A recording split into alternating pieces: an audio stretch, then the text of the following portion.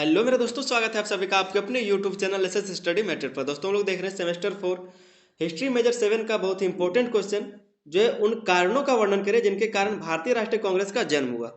पूछा जा रहा है कि वैसे कौन से कारण थे जिनके कारण भारतीय राष्ट्रीय कांग्रेस का जन्म हुआ। ठीक है, क्वेश्चन को एक बार और समझ लेते हैं। उन कारणों का वर्णन करें जिनके कारण भारतीय राष्ट्रीय कांग्रेस का जन्म हुआ। हम लोग को बताना है कि वैसे कौन से कारण थे जिनके कारण भारतीय राष्ट्रीय कांग्रेस का उदय हुआ या फिर जन्म हुआ या फिर उनका संगठन का उदय किया गया, बनाया गया, स्थापना किया गया। ठीक है दोस्तों, चैनल पर अगर नए तो चैनल को सब्सक्राइब कर लीजिए, साथ ही बेल आइकन को दबाकर उस पर ऑल को सिलेक्ट कर लीजिए ताकि हम यहाँ पर जो भी वीडियो डालें उसका नोटिफिकेशन जो आप तक तुरंत पहुंच जाए। और अपने दोस्तों तक भी इस वीडियो को ज़्यादा से ज़्यादा शेयर कर दीजिए ताकि वो लोग भी तैयारी कर सके। आइए समझते हैं इसके आंसर को बहुत ही आसानी से और बहुत ही आसान भाषा में। एक बार आप पूरे पूरे वीडियो को देख लीजिए, बहुत ही अच्छा आपको समझ में आ जाएगा। 100% गारंटी कि आपको समझ में आएगा, बस आपको वीडियो को अंत तक देखना है। ठीक है, क्योंकि ये सब सारे क्वेश्चन 15 मार्क्स के लिए और सारे इंपॉर्टेंट क्वेश्चन कराए जा रहे हैं चैनल पर, तो वीडियो को आप लोग अंत तक जरूर देखें। आंसर क्या है, तो भारतीय राष्ट्रीय कांग्रेस का गठन 1885 में हुआ, जो भारत में राष्ट्रवादी आंदोलन का एक संगठित मंच बना। 1885 में भारतीय राष्ट्रीय कांग्रेस का गठन हुआ था, जो राष्ट्रवादी आंदोलन का एक संगठित मंच था। ठीक है, राष्ट्रवादी आंदोलन का एक संगठित मंच था जहां से लोग आंदोलन की शुरुआत करते थे या फिर यहां से ब्रिटिश सरकार के पास अपनी बातों को, अधिकारों को रखा जाता था। इसका गठन भारतीय समाज, राजनीति और अर्थव्यवस्था में हो रहे परिवर्तनों और औपनिवेशिक शासन के प्रति बढ़ते असंतोष का परिणाम था। जो औपनिवेशिक शासन था, जो ब्रिटिश सरकार का जो शासन करने का तरीका था या फिर उनका जो कानून था, उनके खिलाफ जो प्रतिरोध बढ़ा या फिर जो उनके खिलाफ असंतोष था, उसका ये परिणाम था, जिसके कारण भारतीय राष्ट्रीय कांग्रेस का गठन हुआ था, जन्म हुआ था। भारतीय राष्ट्रीय कांग्रेस के जन्म के लिए कई प्रमुख कारण जिम्मेदार थे, जिनका विस्तृत वर्णन इस प्रकार है। ठीक है, जिनका वर्णन जो है इस प्रकार है, निम्नलिखित लिखा हुआ है। आइए समझते हैं उस सभी कारणों को। सबसे पहले ब्रिटिश शासन की दमनकारी नीतियां, जो ब्रिटिश शासन थे उनकी जो दमनकारी नीतियां थी वो क्या थी और उनके कारण जो है लोगों में असंतोष फूटा, गुस्सा फूटा, जिसके कारण एक मंच के लिए लोगों का सुझाव हुआ या फिर मंच को बनाने का तैयारी किया गया, जिसको भारतीय राष्ट्रीय कांग्रेस नाम दिया गया था, उसका स्थापना किया गया था इन सब कारणों से। आइए समझते हैं इसको अच्छे से। क्या लिखा है कि ब्रिटिश शासन की दमनकारी नीतियां, तो ब्रिटिश सरकार की शोषणकारी नीतियों ने भारतीय अर्थव्यवस्था और समाज को बुरी तरह प्रभावित किया। भारतीय किसानों, मजदूरों और व्यापारियों पर भारी कर लगाए गए, जिससे उनकी आर्थिक स्थिति कमजोर हो गई।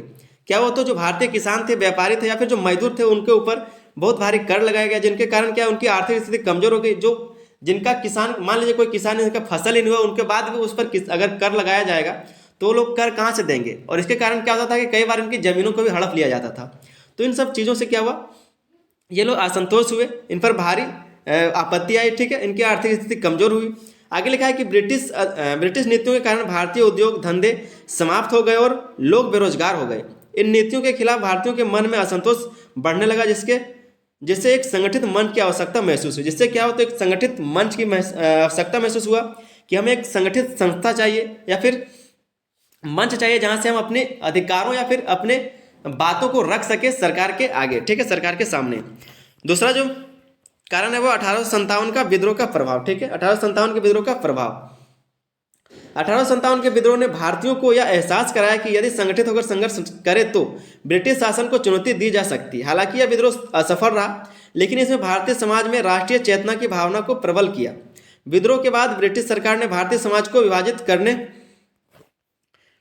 करने और दबाने के लिए कई कठोर कदम उठाए, जिससे एकजुट राष्ट्रवादी आंदोलन की जरूरत और बढ़ गई। क्या हुआ, जिससे क्या हुआ, तो एकजुट राष्ट्रवादी आंदोलन की जरूरत और बढ़ गई। 1857 का जो विद्रोह हुआ था उनको सभी लोगों ने मिलकर किया था, भले वो असफल हो गया था, लेकिन उससे एक बात पता चला कि अगर आंदोलन, किसी भी आंदोलन को या फिर देश को आज़ाद कराना है तो सभी को एकजुट होकर काम करना पड़ेगा, आंदोलन करना पड़ेगा, ब्रिटिश सरकार के खिलाफ विरोध करना पड़ेगा। ठीक है, तो यह भी एक कारण बना था भारतीय राष्ट्रीय कांग्रेस की स्थापना के लिए, उदय के लिए।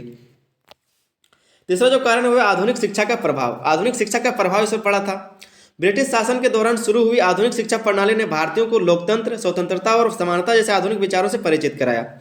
उनका जो शिक्षा देने का लेवल था, उनका आधुनिक शिक्षा देने का लेवल था। उन्होंने ही बताया कि जो भारतीयों को लोकतंत्र, स्वतंत्रता और समानता के अधिकारों के बारे में बताया, परिचित कराया। अंग्रेजी भाषा के माध्यम से भारतीयों ने पश्चिमी राजनीतिक विचारधाराओं को समझा और उनके आधार पर अपने अधिकारों की मांग करने लगे।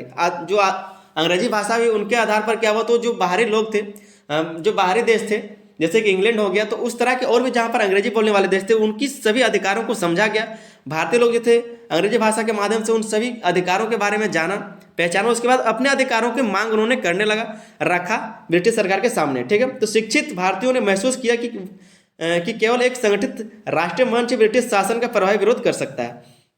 और जो पढ़े लिखे लोग थे उनको लगा कि अगर हम लोगों को अपना बात किसी के ब्रिटिश सरकार के पास रखना है तो हम लोग अगर अकेले अकेले बात करेंगे या फिर छोटे समूह में बात करेंगे तो हम लोग को बात को नहीं सुना जाएगा, नकार दिया जाएगा। इसीलिए एक मजबूत मंच चाहिए, एक मजबूत संगठन चाहिए जिसके द्वारा हम लोग अपने बातों को, अधिकारों को रख सके। इसके लिए यह भी एक कारण बना कि भारतीय राष्ट्रीय कांग्रेस का जन्म हुआ, उदय हुआ। ठीक है, चौथा जो कारण था वो है भारतीय प्रेस और साहित्य का योगदान। भारतीय प्रेस और साहित्य का योगदान भी इसमें बहुत ही अहम रोल निभाता है। तो 19वीं सदी में भारत में प्रेस और साहित्य का तेजी से विकास हुआ।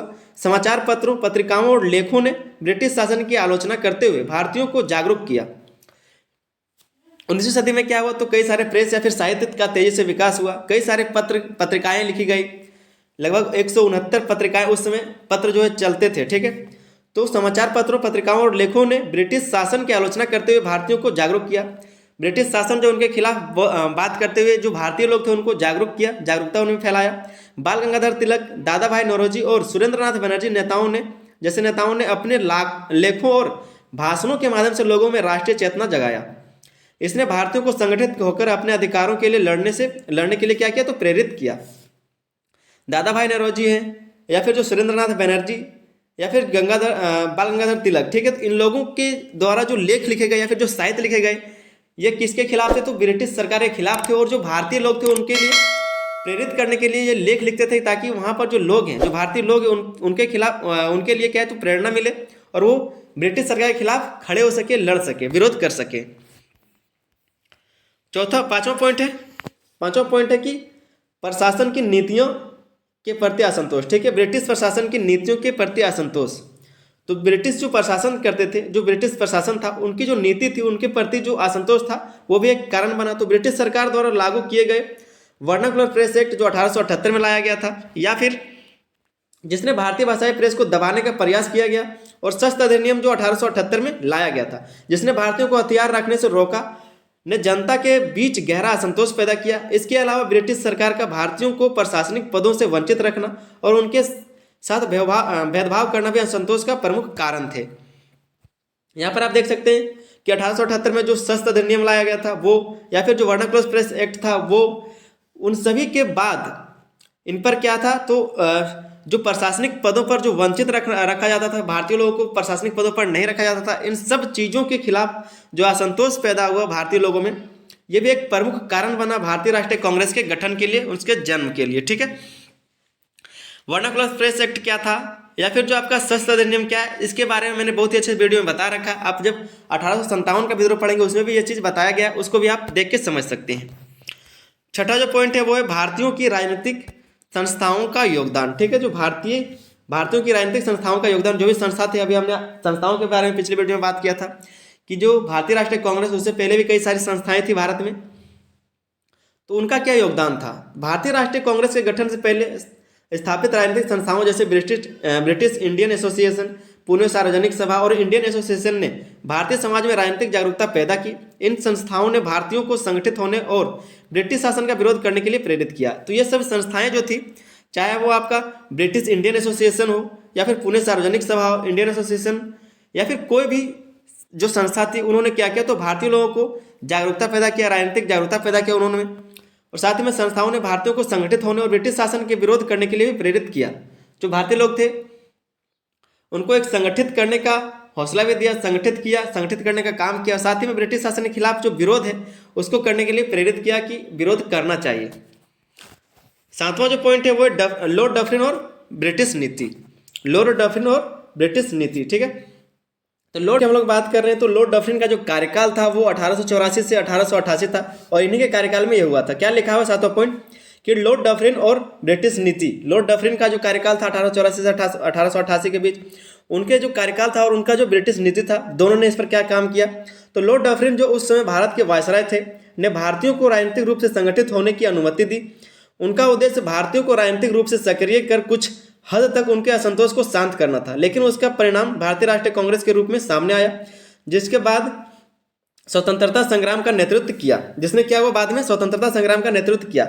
लॉर्ड डफरिन का या फिर जो ब्रिटिश नीति था उनका काम क्या था कि उन्होंने सोचा कि जो भी अभी राष्ट्रवाद का उदय हुआ है, जो भी राष्ट्रवाद लोगों के बीच में, लोगों के भावनाएं जो बनी है, उनको कम करने के लिए कुछ जो शर्तें हैं उनको मान लिया जाए और उनको कुछ हद तक असंतोष से शांत करना। मतलब कुछ हद तक जो उनकी अगर बातों को मान लिया जाता है तो जो असंतोष है उनके मन में वो कम हो जाएगा।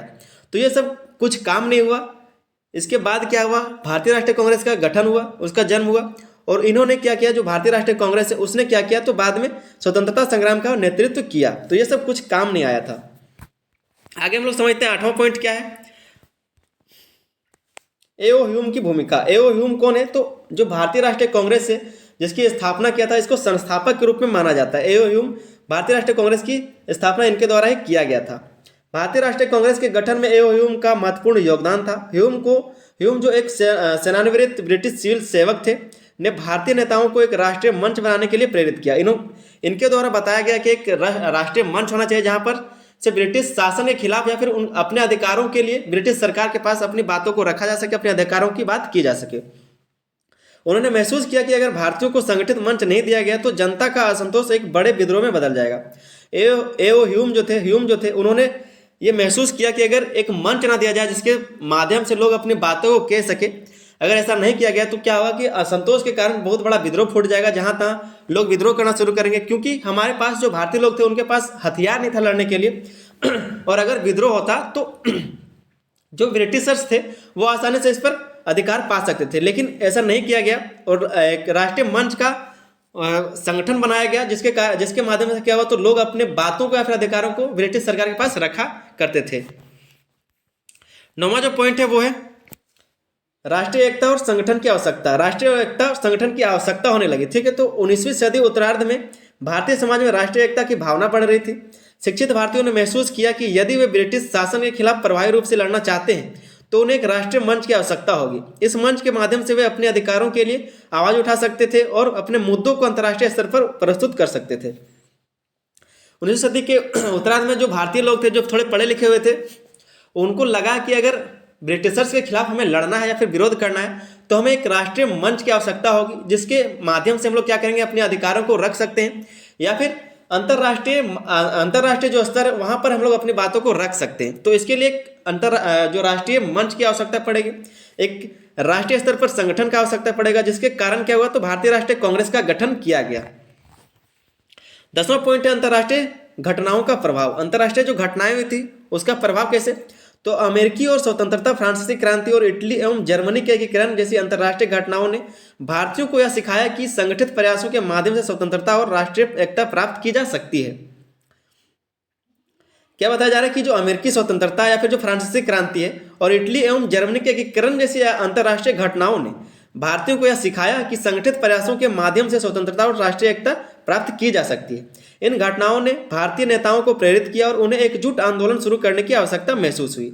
उनके बाद इन सभी घटनाओं को देखने के बाद जो भारतीय नेता थे उनको लगा कि एकजुट होकर के आंदोलन शुरू करना चाहिए, आंदोलन शुरू करने का जरूरत है, तभी जाके इस जो ब्रिटिश सरकार है उस पर काम किया जा सकेगा या फिर उन पर काबू पाया जा सकता है या फिर हमें आज़ादी मिल सकती है। तो ये सब चीज़ें की जा सकी थी। अंतर्राष्ट्रीय घटनाओं का भी प्रभाव इस पर हुआ था। उसके बाद हम लोग एक निष्कर्ष देख लेते हैं कि निष्कर्ष में क्या लिखना है आपको।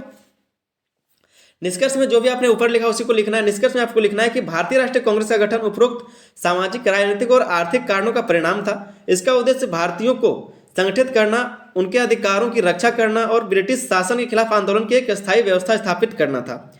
कांग्रेस ने भारतीय स्वतंत्रता संग्राम की महत्वपूर्ण भूमिका निभाई और अंततः भारत को स्वतंत्र दिलाने में मार्ग प्रशस्त किया। भारतीय राष्ट्रीय कांग्रेस का जो स्थापना का मुख्य उद्देश्य था वो क्या था, भारत को आज़ादी दिलाना, मतलब एक राष्ट्रीय स्तर पर एक संगठन बनाना था जिसके माध्यम से लोग या फिर जो भारतीय नेता या फिर जो भारतीय आम जनता है वो अपने अधिकारों के बारे में बात कर सके, ब्रिटिश सरकार से अपने अधिकारों को प्रस्तुत कर सके या फिर अंतर्राष्ट्रीय स्तर पर अपनी बातों को कह सके। इसके लिए गठन किया गया था। तो ये आपको निष्कर्ष में लिखना है। चैनल पर अगर नए थे तो चैनल को सब्सक्राइब कर लीजिए, साथ ही अपने दोस्तों तक इस वीडियो को ज़्यादा से ज़्यादा शेयर कीजिए ताकि वे लोग भी अच्छे से तैयारी कर सकें। चलिए मिलते हैं अगले वीडियो में, तब तक के लिए धन्यवाद। जय हिंद।